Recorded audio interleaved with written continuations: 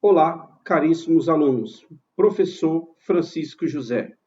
Vamos dar continuidade às nossas aulas de Direito Constitucional. Agora nós vamos falar exclusivamente do Poder Judiciário. Vamos recordar que, na teoria da tripartição dos poderes, desenvolvida pelo Barão de Montesquieu, cabe ao Poder Judiciário a tarefa exclusiva de julgar as contendas sociais, ou seja, os conflitos decorrentes do fato das pessoas viverem em sociedade. Vamos lá. No sistema da tripartição do poder estatal, engendrado por Montesquieu, incumbe exclusivamente ao Poder Judiciário a função jurisdicional, que consiste na solução de conflitos de interesses mediante o devido processo legal. Portanto, no Estado Democrático Social de Direito, que é o caso do modelo de Estado brasileiro, o Poder Judiciário possui autonomia jurídica dentro da estrutura do Estado. É um poder autônomo que detém capacidade e legitimidade jurídica para solucionar os conflitos sociais. Ao Judiciário incumbe dizer o direito no caso concreto, isto é o indicere, dizer o direito. A função jurisdicional distingue-se da função legislativa, porque promove a solução dos conflitos sociais. Tudo aquilo que foi levado para o Poder Judiciário será objeto de solução, seja em primeira instância, no órgão do tribunal, nos estados, seja a nível de recurso especial, no Superior Tribunal de Justiça ou em nível de recurso extraordinário no Supremo Tribunal Federal, ou quando a matéria versar exclusivamente sobre questões de ordem militar no Superior Tribunal Militar, ou se ainda as questões versarem sobre direito eleitoral na Justiça Eleitoral. Vale frisar também que a função administrativa compete também ao Poder Judiciário, nos casos concretos, diretamente relacionados ao desempenho das próprias atividades do Poder Judiciário. Há ainda a jurisdição, que é tida como uma atividade secundária do Estado, porque atua visando exclusivamente ao interesse de terceiro em conflito. Então, é bom que nós tenhamos bem claro aqui, caríssimos alunos, que o Poder Judiciário ele é autônomo, tá certo? É um poder independente. E ele só pode atuar desde que ele seja expressamente provocado. Daí, nós vamos tratar agora dos princípios que regem a atividade do Poder Judiciário. Vamos lá? Princípios que informam a jurisdição e a atividade do Poder Judiciário. Princípio da substitutividade. Isto significa dizer que, tomando para si o monopólio de dizer o direito no caso concreto e para solucionar os conflitos decorrentes das relações humanas, a justiça deve ser feita por este órgão especializado, que é o órgão do Poder Judiciário. Por isso, se afirma que o juiz exerce a jurisdição substituindo a atividade direta das partes. Ora, se as partes estão em conflito social, está claro que elas não podem resolver sozinhas esse conflito, senão não haveria conflito, haveria composição. Se as partes entenderem por bem a necessidade de se compor durante o processo, podem requerer ao juiz ou, unindo-se através de seus advogados devidamente constituídos, podem promover o requerimento judicial de homologação do acordo a que chegaram por bem firmar entre elas. Segundo princípio que rege a atividade do Poder Judiciário é o princípio da inércia. Ora, senhoras e senhores, para que o Poder Judiciário se manifeste em juízo, há a necessidade de que as partes provoquem a atividade jurisdicional de um juiz, seja num foro regional, seja numa comarca, onde quer que seja, e onde quer que as partes mantenham a sua atividade comum, será lá que eles provocarão a atividade jurisdicional do Estado, ok? Trata-se, no caso concreto, portanto, de dizer o direito, desde que o juiz seja provocado por uma das partes.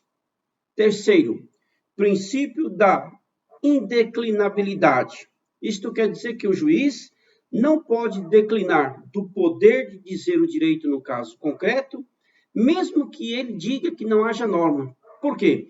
Existe uma regra e um princípio geral de direito estabelecido no artigo 4º da Constituição Federal, de que o juiz não pode calar-se diante de um caso concreto e não havendo norma. Ele deverá utilizar-se dos meios de integração do direito, os princípios gerais do direito, a analogia, os costumes e a doutrina.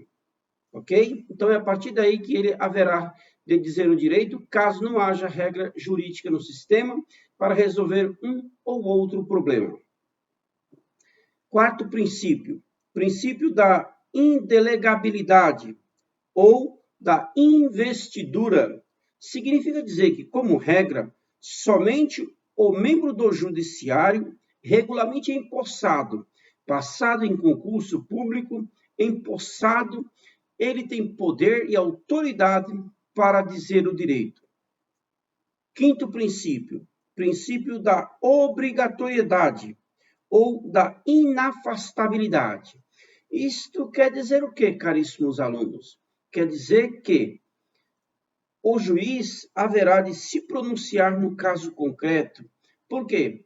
O Estado não pode negar a quem quer que seja o direito de dizer, no caso concreto, quem pertence à reclamação da justiça. Ou seja, ninguém poderá deixar de socorrer-se ao judiciário.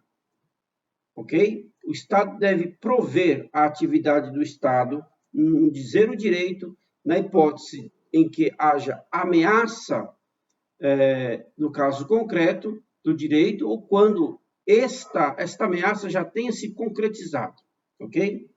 Sexto princípio, princípio do juiz natural. Quer dizer o quê?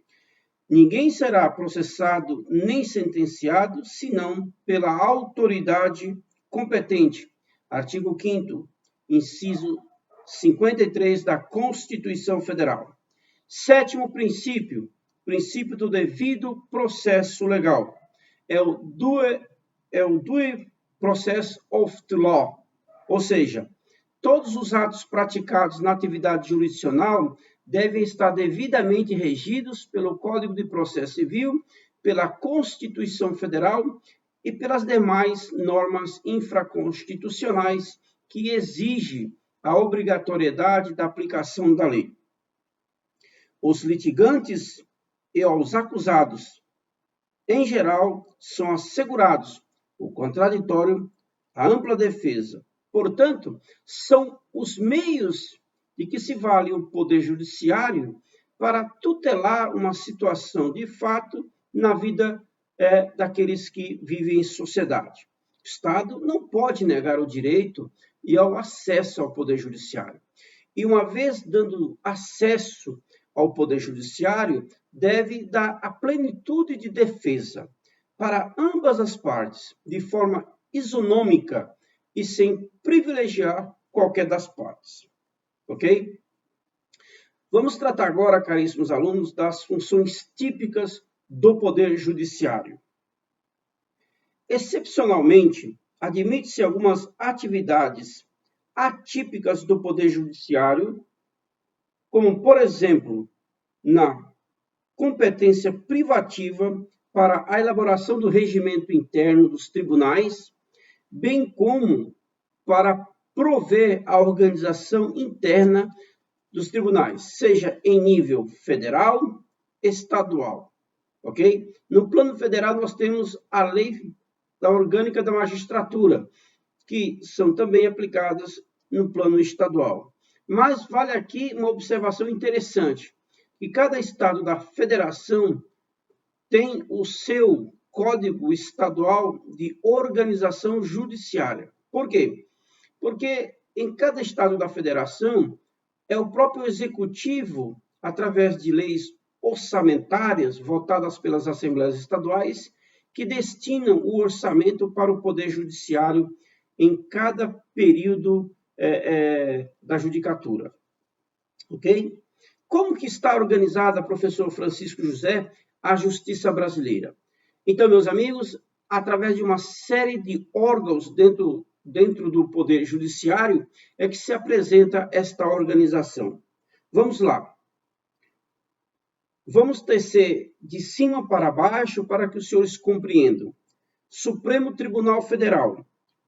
O Supremo Tribunal Federal é o órgão de cúpula da justiça e, portanto, do Poder Judiciário brasileiro.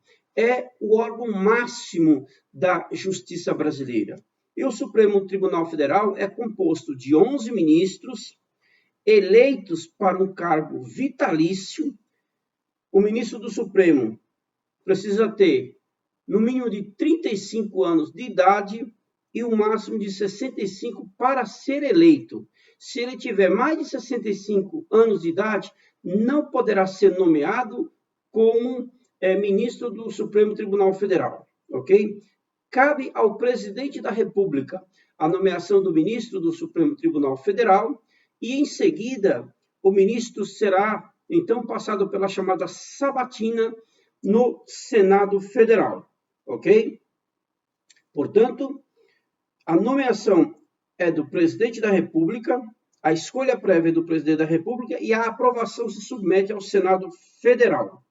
O cargo de ministro do Supremo é privativo do brasileiro nato, de acordo com o artigo 12º, parágrafo 3º, inciso 4º da Constituição Federal. Em continuidade, a competência do Supremo Tribunal Federal é tríplice: julgar as causas específicas em primeiro e único grau de jurisdição, é a chamada competência originária. Competência originária, portanto, é aquela competência que tem o Supremo Tribunal Federal de julgar em primeiro grau, ok, as causas que lhes chegarem. 2. Julgar em recursos ordinários os chamados rights, que são os remédios constitucionais, como o mandado de segurança individual, o mandado de segurança coletivo, o habeas data, o habeas corpus em nível constitucional, que é chamado recurso ordinário constitucional, e também, e mais precisamente, o recurso extraordinário. Ok? Cabe também ao Supremo Tribunal Federal julgar recursos extraordinários envolvendo questões constitucionais. O STF pode admitir e emitir súmulas vinculantes que servirão de base para a jurisprudência de todos os estados brasileiros e também do Distrito Federal.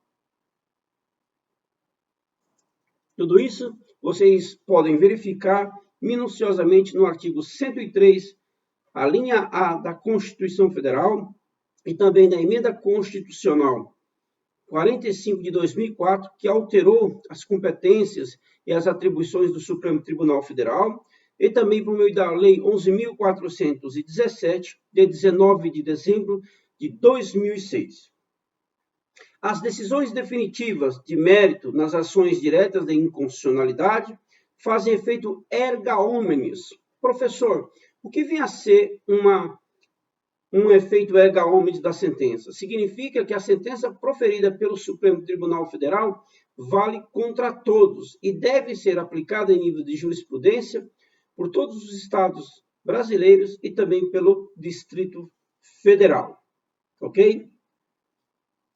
O Conselho Nacional de Justiça foi criado pela Emenda Constitucional 45 de 2004, criou o Conselho Nacional de Justiça e, através da Emenda Constitucional, criou-se o artigo 92, inciso 1, a linha A, competindo o controle administrativo e financeiro do Poder Judiciário e dos deveres funcionais dos juízes, além de outras atribuições previstas também no artigo 103, a linha B, da Constituição Federal.